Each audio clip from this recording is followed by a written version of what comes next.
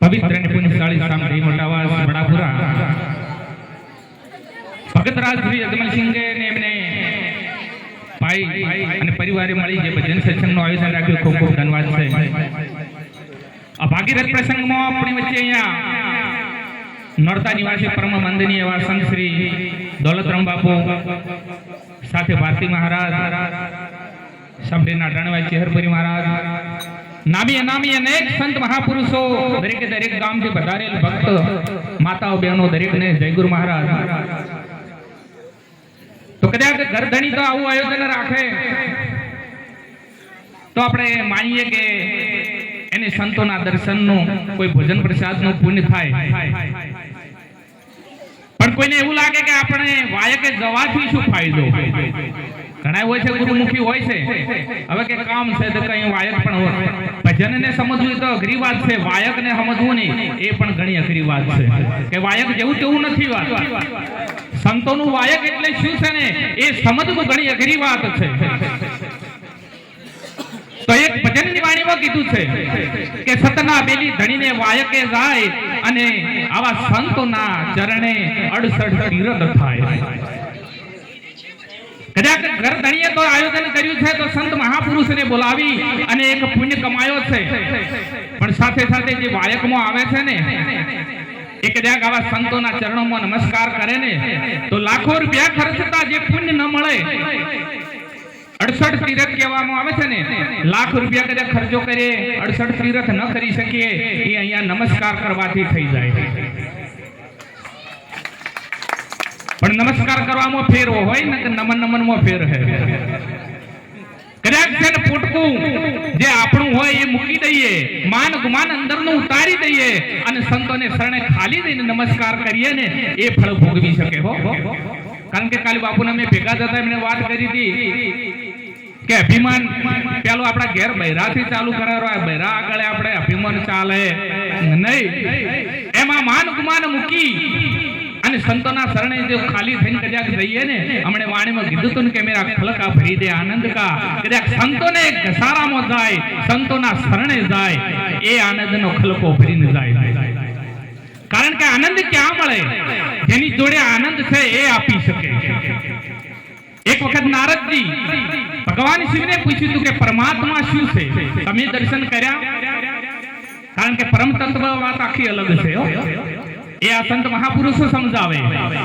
વિષ્ણુ ભગવાનને તેને પૂછ્યું, બ્રહ્માજીને તેને પૂછ્યું કે પરમાત્મા એટલે શું? ત્યારે ત્રણ દેવો એક જ જવાબ આપ્યો હતો કે આ જે કાર્ય છે ને એ તો સંતોને સોંપેલું છે. તમારે આ વાતને પરમ તત્વને જાણવું હોય ને તો સંતોની જોડે જવું પડે. અને નારદજી જ્યાં હિમાલયની ચોટિયામાં સનંત કુમાર બેઠા છે અને સનંત કુમારની જોડે જાય છે અને આ વાત કરે છે. સનંત કુમાર નારદજીને ભેટે છે.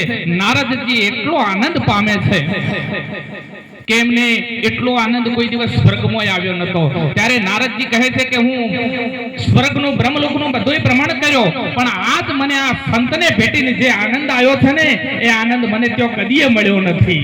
કારણ કે આનંદિત પુરુષો છે એ આનંદ નહીં આપી શકે. કદાચ આપણે જુગારી પાસે જઈએ અને એનો સંગ કરે તો આપણને શું આપે? જેની પાસે જે છે એ આપે.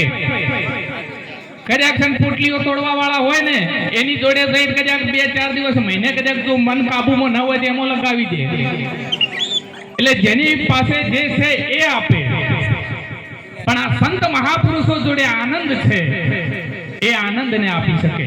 અને એ સંતોની પાસે જે જાય એ આનંદનો ખલકો ભરીને જાય.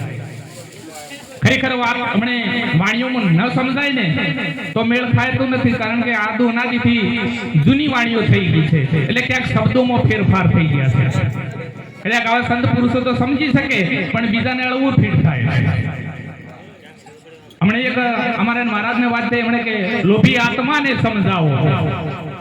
કારણ કે સંત મહાપુરુષો આત્મા ઉપર તો ભાર મૂક્યો છે. આત્મા કોઈ દિવસ લોભી હોઈ શકે નહીં. ઘણી વાણીઓ હોય છે એવી, પણ મન લોભીને સમજાવો. કારણ કે જે સંતોએ ઠપકો આપ્યો છે મનને આપ્યો છે.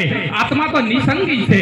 ગીતાજીમાં ભગવાન શ્રી કૃષ્ણજી કહે છે, એ અર્જુન આ આત્મ તત્વ એવી વસ્તુ છે, ન અગ્નિ બાળી શકે, ન પવન સ્પર્શ કરી શકે, ન ભીંજવી શકે એને જળ, અને ન મારો શસ્ત્ર છેદી શકે. એ વસ્તુ કોઈ દિવસ લોભી ન હોય. પણ આગળથી વાણીઓ આવી ગાવા વાળાની ભૂલ નથી હોતી, ક્યાંક ફેરફાર થઈ ગયો છે, ક્રોસ થઈ ગયો છે. હમણાં બાપુએ કીધું એમ. એટલે કારણ કે આત્મા, સંતો આત્માને સમજાવવાની વાત કરી છે, આત્માને જાણવાની વાત કરી છે.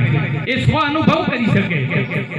કારણ કે ભાઈ મીરા જ્યારે નાના હતા અને કૃષ્ણ ભગવાનની મૂર્તિ લઈ મારો કાન, એમને એમ હતું કે સર્વસ્વ જે છે ને એ આ જ છે. પણ જ્યારે સંતના શરણે ગયા, માથે હાથ મૂક્યો અને એને સાચી વાત સમજાઈને ત્યારે મીરાબાઈને ગાવું પડ્યું કે તારા આત્માને ઓળખ્યા વગર લખ 84 નહીં મટે. તો આપણા સંત કબીરજીએ કહ્યું છે કે પાણી બીચ મીન પ્યાસી મુझे देखत आवे हसी, आत्म ज्ञान बिना सब सुना क्या मथुरा क्या काशी, वस्तु घर में धरी बाहर खोजत दासी, कहत कबीर सुन भाई साधु सहज मिले विनाशी. કે વસ્તુ તારી ઘટની અંદર પડી છે, તું બહાર ખોજવા જોઈએ છે. અને જ્યાં સુધી આત્મ જ્ઞાન ન થાય ત્યાં સુધી સંત કબીરજીએ કીધું છે કે કાશી મથુરાની યાત્રા પણ કઈ કામની છે નહીં. કારણ કે આપણા સંત મહાપુરુષો તો એમ કહે છે કે તું તારા સ્વરૂપને, તારા આત્માને જાણી લે. તો એક સંતે એવું કીધું છે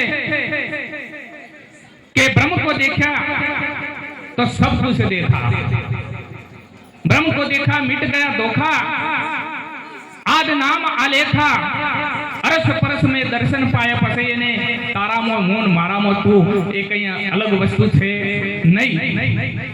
એટલે આ જે વાતો છે ને ગુટ ભરેલી એ આપણા સંત મહાપુરુષો જોડે જઈએ ને તો મળે. પણ જે આપણું છે એને મૂકી દેવું પડે તો મેળ ખાય, નહીતર પેલા ભમરાવાળું થાય. એક ભમરો હતો ને, જે પેલો કાળો ભમરો આવે ગેંગો જેને આપણે કહીએ, એ સોણ માટીની ગોળીઓ કરે. અને જે બગીચાને ભમરાને દયા આવી કે તું સોણ માટીની ગોળીઓ કરે છે ને ફરે છે ને આવા ગારા સૂંઘે છે, મારી હંગાત હેડ હું જાત જાતના ફૂલોની સુગંધ અપાવું. પેલા ભાઈ હંગાત થઈ ગયા કે હેડો બગીચામાં લઈ ગયા, જાસૂસના ફૂલ ઉપર બેસાડ્યા અને પેલે બગીચાના ભમરે કીધું કે ભાઈ તને જાસૂસના ફૂલની સુગંધ આવી? પેલો કે મારે તો હતું એમને એમ છે. દલગોટાના ફૂલ ઉપર બેસાડ્યો કે હવે હજી કે કોઈ ફેર પડ્યો નથી, જાત જાતના ફૂલ ઉપર ફેરવ્યો કે હવે હજી મારે કે હતું એમને એમ છે. પેલે ભમરે કહ્યું કે તું હંગાત કોઈ લઈને આવ્યો હશે, તું હંગાત કોઈ લઈને આવ્યો હોય કે? એટલે કે મને તમે આ બગીચામાં લઈને આવવાનું કીધું ને, કદાચ છે ને મને એવું મનમાં થયું કે તો મને ફાવે કે ના ફાવે, એટલે નાની નાની બે ગોળીઓ બનાવી અને પોખમ ઘાલીને લઈને આવ્યો છું. આ રહ્યા ફૂલોની સુગંધ ચાણ મેળવી કો. આપણા જીવનની અંદર કામ, ક્રોધ, મોહ, માયા, અહંકાર આ બધી વસ્તુને કદાચ છોડી અને આવા સંતોના શરણે જતારો ને તો આ જીવન શું છે એ આનંદ એ જીવનને એ માણસ સમજી શકે. હવે સમય ઓછો છે એટલે આપણે વધારે બોલીશું નહીં. મારી વાણીને વિરામ આપું છું. બોલીએ સદગુરુદેવ કી.